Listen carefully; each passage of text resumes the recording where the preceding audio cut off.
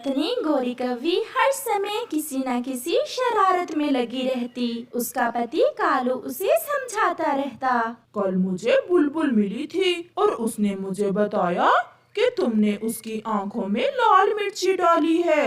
वो रो रही थी। गोरी, बाज आ जाओ, ऐसी शरारतें कभी कभी महंगी भी पड़ जाती हैं। चल चल काम कर अपना। मुझे ऐसे दूसरे पक्षियों को तंग करने में बहुत मजा आता है। जब कोई बराबर का मिल गया ना, फिर तुम्हें अच्छे से पता चल जाएगा।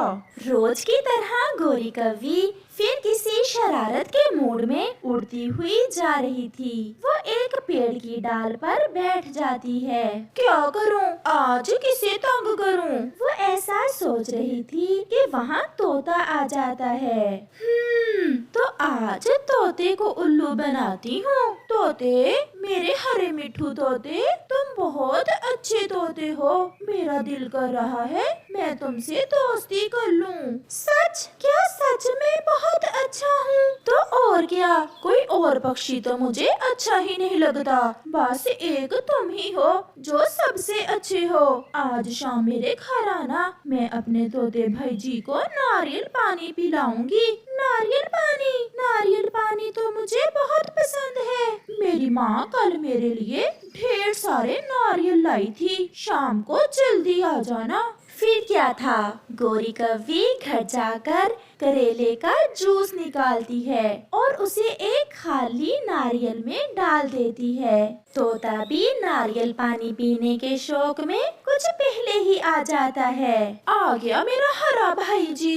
गोरी, नारियल पानी कहाँ है? मैंने सुबह से पानी तक नहीं पिया। जल्दी से मुझे नारियल पानी दे दो। ले ले भाई तोते, मैंने अपने भाई जी के लिए नारियल पानी तैयार कर रखा है। तोता तुरंत वो नारियल उठाता है और एक बड़ा घूंट भरता है। छी छी, मर गया, मैं मर गया।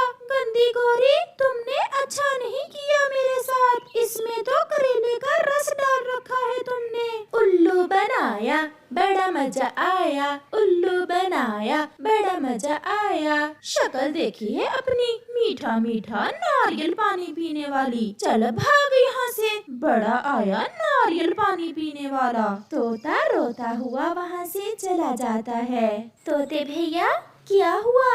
आप रो क्यों रहे हो? उस गोरी की बच्ची ने मुझे नारियल पानी की जगह करेले का रस पिला दिया। मेरा पेट जल रहा है। तोते भैया, आपको पता तो है कि गोरी हर समय हमें पागल बनाने के चक्कर में रहती है। फिर आप कैसे उसके जाल में फंस गए? वो दोनों ऐसे बातें करते हैं। दूसरे रोज बेचारी चिड़िया नदी के पास बैठी अपनी खिचड़ी बना रही थी। उड़ते उड़ते गोरी भी उस दिशा में आ जाती है। खिचड़ी खाएगी चिड़िया, और वो भी अकेले अकेले ही। मैं खिलाती हूँ इसे खिचड़ी। फिर गोरी चिड़िया की हंडिया से थोड़ा ऊपर जाकर खिचड़ी में पोटी कर देती है। ये तुमने क्या किया है? मेरी सारी खिचड़ी खराब कर दी तुमने। अब खाकर देखो, स्वाद और भी बढ़ गया होगा। ऐसा कहते हुए गोरी वहाँ से भाग जाती है और चिड़िया बैठी रोती की रोती रह जाती है। चाचा जी, मुझे ऐसी गलेल दो जो दूर तक मार कर सके।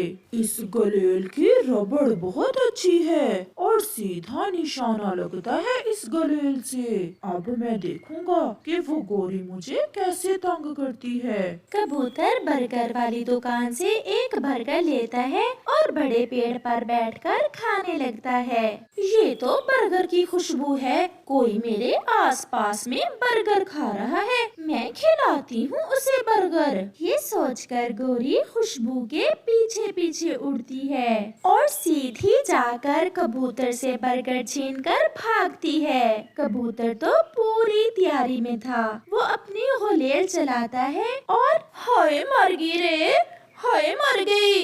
ये क्या मार रहा है? कबूतर दूर बैठा ही मुझे कुछ मारे जा रहा है। गोरी गिर जाती है। कबूतर भी पास आकर गोरी की पूंछ पर गुलेल चलाता है। हाय मेरी पूंछ टूट गई। कबूतर, एक बार माफ कर दो, फिर मैं कभी शरारत नहीं करूंगी। खाओ खाओ, मेरा बर्गर खाओ, मैंने भी तुम्हारा इलाज कर रखा है। ऐसा कहते हुए कबूतर फिर से अपनी गुलेल चलाता है। हाय मर गई! शोर सुनकर चिड़िया, तोता और कालू कौवा आ जाते हैं। क्या हुआ कबूतर भैया, आप गोरी को क्यों मार रहे हैं? मेरा बर्गर छीन लिया इस गोरी की बच्ची ने। चिड़िया, बस एक बार माफी दे दे, मैं फिर कभी ऐसा नहीं करूँगी। कबूतर एक बार फिर से गोरी की पूंछ पर गुलेल चलाता है और सब पक्षी हंसने लगते हैं। वो गरीब चिड़िया कौवे के घर में काम करती थी, क्योंकि कुछ समय पहले उसका पति मर गया था। उसे अपने घर को चलाने के लिए कुछ न कुछ तो करना ही था। अब अगर बर्तन धो लिए हैं तो जाओ रसोई में जाकर कोई काम कर लो, ऐसे खड़ी खड़ी मुझे क्यों घूरे जा रही हो? मालकिन जी, कल मेरे बेटे की स्कूल की फीस जमा करवानी थी। अगर इस महीने की तनख्वाह एडवांस मिल जाती तो। चल भाग और रसोई में जाकर काम कर। 2 दिन अभी हुए नहीं और आई पूरे महीने की तनख्वाह एडवांस लेने। मुझे भी गोरी कहते हैं। ऐसे ही गोरी कभी के घर पर दस्तक होती है। पहले जाओ और देखो बाहर कौन है। जी मालकिन, मैं अभी देखती हूँ। मैं यात्री हूँ, बड़ी दूर से आया हूँ, भूखा हूँ, मुझे कुछ खाने को दो। लग रहा है फिर कोई भिखारी आ गया है, इसे मैं भगाती हूँ। चिड़िया, तुम यहाँ समय जाया ना करो, जाकर काम करो। और तुम भिखारी जी क्या चाहते हो? भूखा हूँ मैं बहुत। दूर से आए होगे, सब ऐसा ही कहते हैं। जल्दी से भागो यहाँ से, अगर मेरे पति आ गए तो बड़े डंडे से मारते हैं वो तुम जैसे भिखारियों को। ये सब आपको भगवान ने ही तो दिया है, अगर इसमें से किसी गरीब को कुछ दे देंगी तो कम नहीं होगा। तो फिर तुम भी भगवान से ही मांगो। जाओ, मेरा दिमाग खराब ना करो। गोरी घर का दरवाजा बंद करके चली जाती है। इस जंगल के तो सारे पक्षी ही ऐसे हैं, मुझे अपनी जादुई शक्ति देने के लिए कहीं और जाना होगा। शायद यहाँ कोई भी अच्छा पक्षी नहीं है। मालकिन जी, मैंने सारा काम कर लिया है, अब मैं जाऊं? मेरा बेटा भूखा है, मुझे जाकर उसे भोजन भी खिलाना है। दिखा जरा, एक ही रोटी ली है ना? देख ले मालकिन जी, मैं चोरी नहीं करती, मैं खुद भूखी रह लूंगी और ये रोटी अपने बेटे को खिला दूंगी, परंतु चोरी नहीं करती हूँ। अच्छा अच्छा, जाओ, जो भी आता है बातें सुनाने लग जाता है। चिड़िया वो एक रोटी लेकर अपने घर चली जाती है।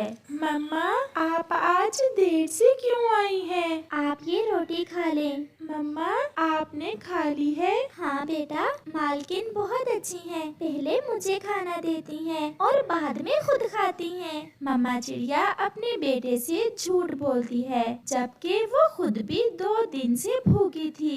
चिड़िया का बेटा रोटी खाने ही वाला था कि उनके दरवाजे पर दस्तक होती है। मैं देखती हूँ। आप तो वही चिड़िया हैं जो उस बुरी कौवे के घर मिली थी। जी जी यात्री पक्षी जी, मैं वहाँ काम करती हूँ। क्या आपने अभी तक कुछ खाया नहीं है? मैं भूखा हूँ। कुकू बेटा, वो रोटी अभी तक खाई तो नहीं है? मम्मा, आधी खाली है, बाकी की आधी बाहर लेकर आओ। कुकू बाकी की आधी रोटी ले आता है। माफ करना यात्री पक्षी जी, मेरे पास इससे बढ़कर और कुछ नहीं है, इसमें से भी आधी रोटी मेरे बेटे ने खा ली है। वो यात्री पक्षी आधी रोटी लेकर खा लेता है। पूरा हुआ, मेरा सफर आज पूरा हुआ। मैं बहुत दिनों से किसी ऐसे ही पक्षी की खोज में था। मैं समझी नहीं यात्री पक्षी जी। ये आम खा लें और गुठली अपने घर के आंगन में दबा देना, सब समझ आ जाएगा। ऐसा कहते हुए वो यात्री पक्षी गायब हो जाता है। और हाँ, पानी जरूर डाल देना, तुम मेरी परीक्षा में सफल हुई। चिड़िया, अब आपको सब मिलेगा, बहुत मिलेगा, और ऐसे ही दूसरों की मदद करना। ये सब क्या था कुकू? मुझे तो कुछ समझ नहीं आया। मम्मा, मैंने किताबों में पढ़ा है, शायद ये कोई चमत्कारी पक्षी था, और ये जो आम है ये भी कोई चमत्कारी आम है।